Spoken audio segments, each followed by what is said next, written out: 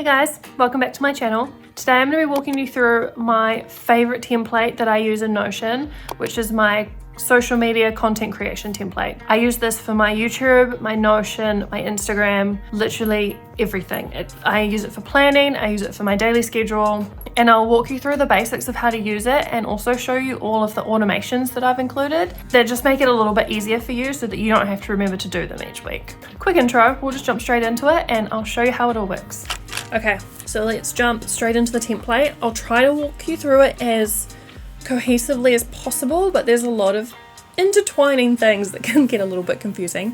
First thing, daily plan. I feel like this is really important to break down your average day so that you know what times of the day are free and what times aren't. So this is my schedule Monday to Friday basically. To be frank, a lot of this doesn't change. Like, I'm a creature of habit and this is my everyday to a T. So it's just helpful to know what times I have to break, like what times of the day I can be creative and what times I know are free to do that sort of thing and what times just aren't. The second most important thing I think is the week view. So I've created this little toggle as a button that you can click here. And if we just click this little configure template button, you can then open up this toggle and change anything in here, because each week when you click it, it will repopulate it in this instant. I think this is really helpful because week to week, again, creature of habit, I like to do the same thing. So Monday, I like to be sort of my planning day. I know a video is uploaded that day. I sort of like to start getting ready with filming, that sort of thing. So that's always going to show up on a Monday, similar with the rest of the week. So you can change this to be what suits you best. I've also got a goal for the week, so my main goal of what I want to achieve that week, and then just a little quote to sort of motivate me. So we'll just jump straight back out of here and go back into this week. This is a rough breakdown, and the beauty of Notion is that if you, for example, don't get to do this on Monday, just drag it to Tuesday. Same with anything on here. Delete them, move them, change them around to fit your week, because obviously they will change, but just do a very basic overview to help yourself each week not have to do it from scratch. To be fair, these are also the big jobs, so they're things that won't be on the calendar below so that you're not duplicating things. So down here is the main beast of this template, is the content calendar. So every one of your tasks is showing here, and I'll show you where the tasks are in a minute. It's broken down by platform, which for me I class as projects, and then the status that they're currently in. So again, we'll come down here to the project dashboard is pulled into a view here. So each project has a review date, which I'll also get into in just a little minute, and a goal attached to it. So you can sort of go back and keep making sure that you are working on these projects, not just sort of making them and forgetting about them. For each project, there is a task that you need to do to complete the project. Although to be fair, since these are platforms, they're never really completed, but that's fine because they kind of just sit there as a reminder of what I'm working on. So I'll show you the project dashboard first to give some more context to this. On the projects dashboard, this is a view of the projects, but you don't really need to worry about that too much. It's just where the main data is kept. So for all live projects, they sit here. And if you click into one, so I'll click into Etsy, it will tell you that there's a review due, which is obviously a couple weeks ago now, because this is my template version, it's not my actual one. So you can click here how often you want to review this project. So basically how many days in between, or how many days do you want to keep coming back to this? So I've set 3, so that basically twice a week I'm checking up on it. And then I can set that my last review will just do today. And that will automatically calculate this review due to be 3 days from now. You can change this to be, if you wanted it to be every 2 weeks, it will also update. So that formula is already done. Just update these 2 things and it'll do that for you. And then in each project, there is also the tasks are being pulled through from the taskmaster list, which I'll show you in a second. There's also like a little inbox down here, which is your weekly review. So this will show you things that are overdue, just as a little prompt, again, to just be like, oh, I need to go check on my YouTube, I need to check on Patreon, etc. So once you've done a review, again, just click it and it'll go away and it will pop back up again when you're due to do it again. So I really like that. There's also a completed projects view, which I don't have any at the moment. For when you've done things and you want to sort of go back and look at what you've done, it's sort of a good way of seeing progress and seeing how much work you have actually done. The other thing is the task master list, which is what is pulled into the calendar. So click into that and it's just basically a list of everything you have to do. There's a status view, so you can click on how far, like where you're currently at with the project. And the cool thing is if you mark it as complete, it will automatically tick it as done and remove it from your current task list, and it will move it into the complete view. I also have the project, so you can attach it to a project or multiple. If it's across two, then put both on. That's absolutely fine. And then a context field, which I found really helpful.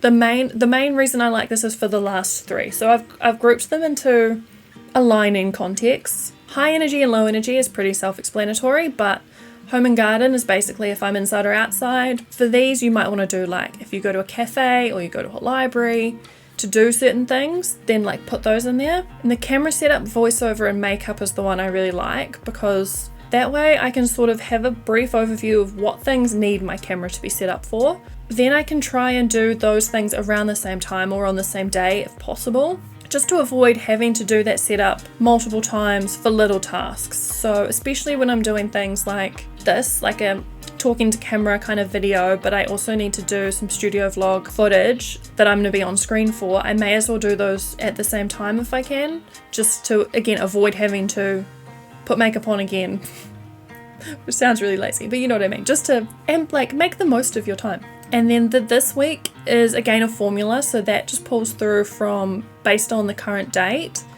and that is because, popping back to the main dashboard, on this task list there is a this week view, so that you can just see the tasks you need to do this week instead of getting like overwhelmed by potentially everything that's on your calendar.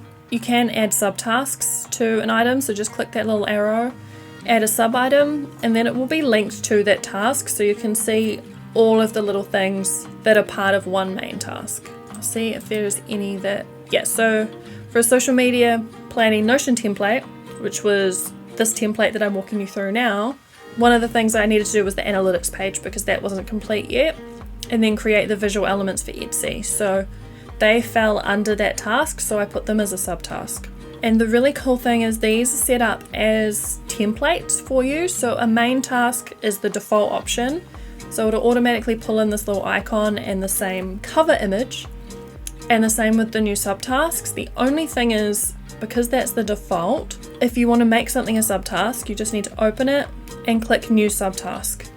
If these aren't showing up, because sometimes you've accidentally put in a space like this, just delete it and go new subtask, and it will switch it to the subtask template. So that's really, really cool. I really like that. Mainly because on the calendar view, then you can see here that anything with a little, this type of star, I know is a subtask, and it's within another task. These ones with the different type of star are a main task. Again, you can change these for whatever makes the most sense for you. I just thought they looked cool, so that's how I've done it. And that's basically it for here. Oh, there is a context version also, so you can, here, like here I said, you can see everything that involves a camera setup in a nice little section.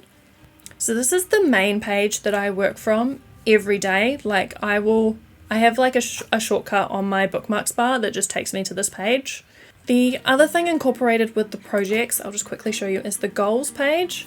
So I found with sort of needing reinforcement sometimes to work on things, is helpful to have a goal. So for example, my current goal is to get 750 YouTube subscribers. So I've created this goal in this page. I've set the date that I want to complete it by, and then this formula will auto populate and let you know how many days left you have to achieve that goal. And then there's also a progress bar that formulates itself also based on the current and goal section. So you put the goal, which is 750, and then you put where you're currently at. So I just sort of update this every couple of days, depending on if it's gone up or not. And then this will work out your progress for you. And then when it's complete, you just tick complete, add the date that you achieved it by, and it will move into the like completed goals section. It is handy having these attached to the projects again to just remind you of why you're working on certain things and keep you motivated.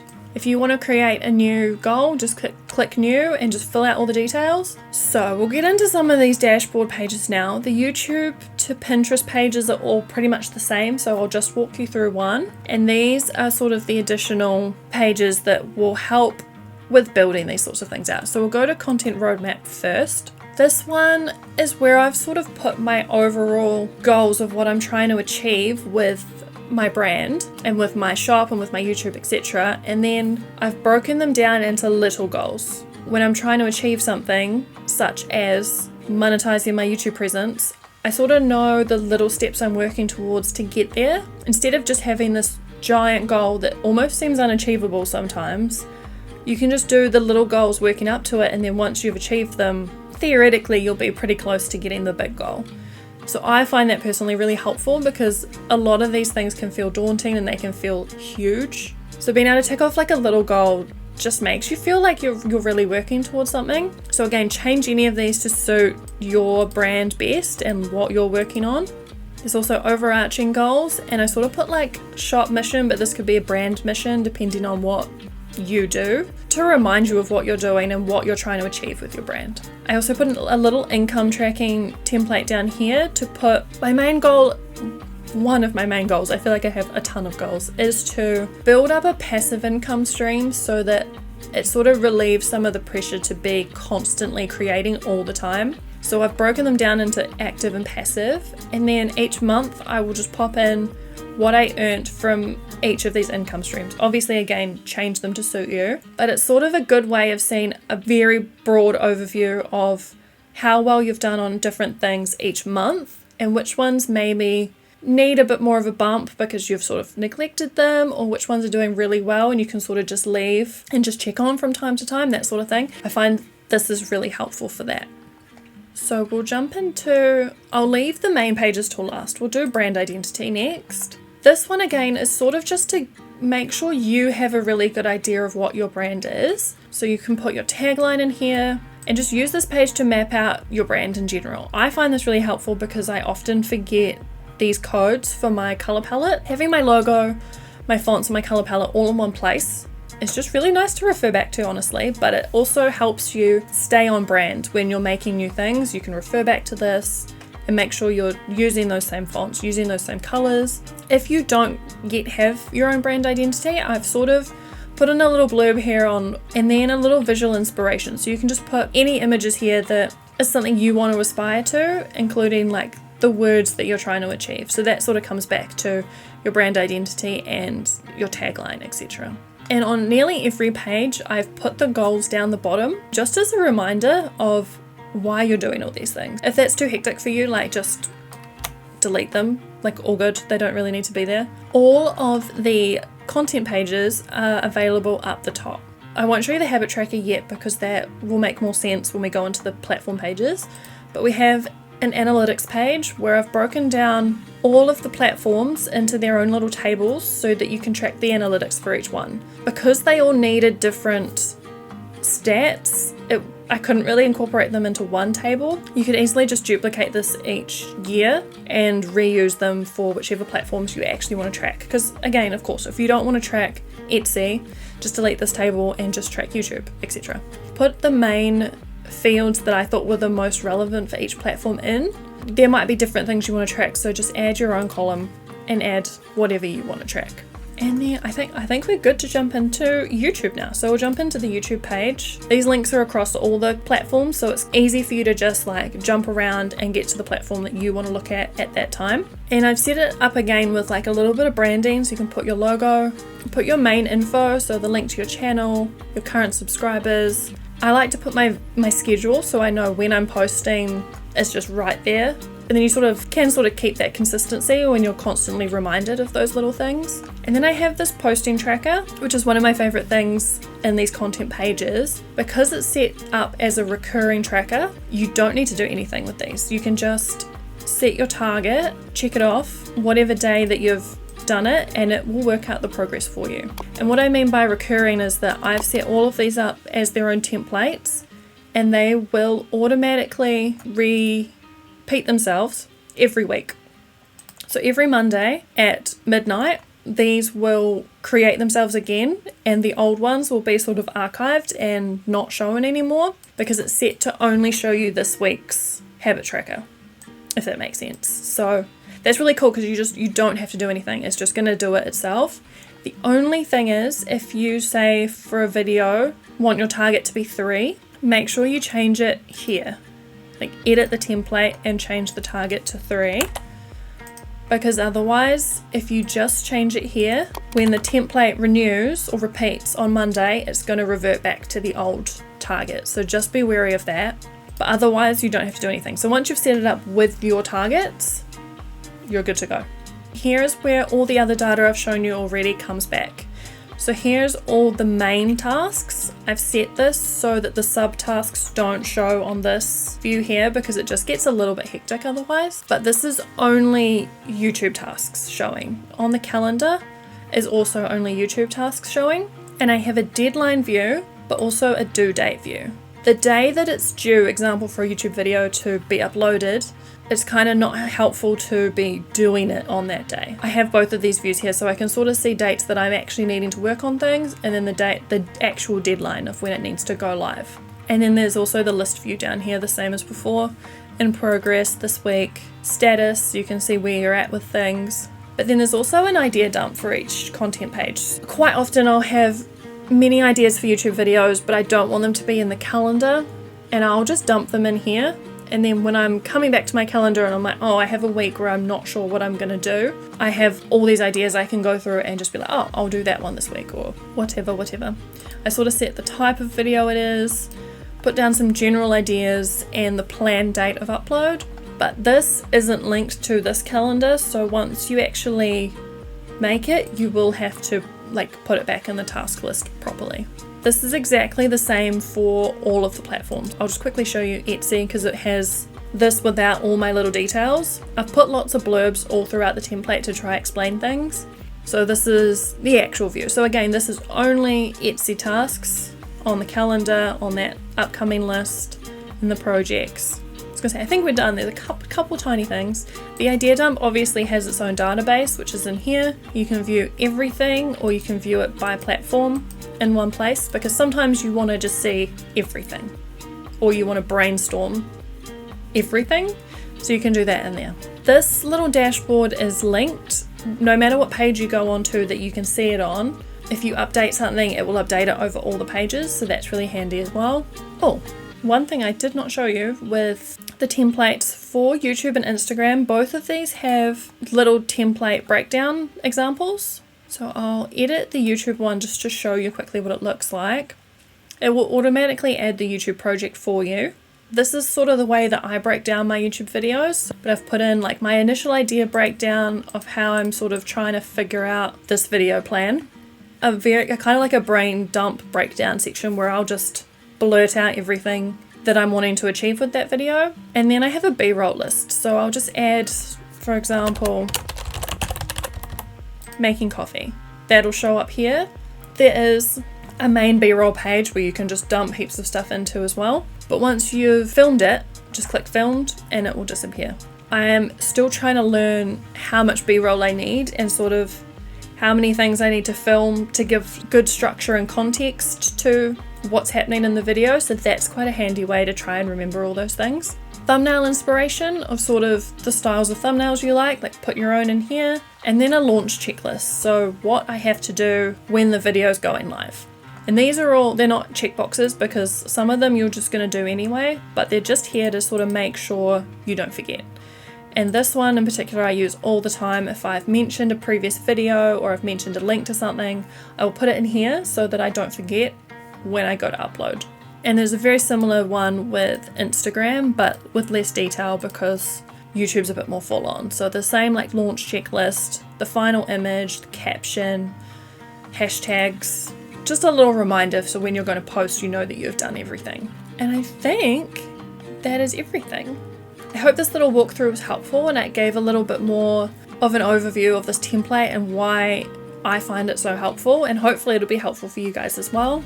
But this is honestly one of my favorite templates I've made. I cannot live without this now in terms of planning. I use this for personal things as well. Like one of my projects in my own template is like our home, and we'll put weekend tasks we want to do, or like house projects, things we need to buy, all that sort of thing. So you can really customize this for anything. It doesn't have to be social media. If there's anything at all that didn't make sense or looked a bit complicated, let me know in the comments below and I'll answer them as best I can.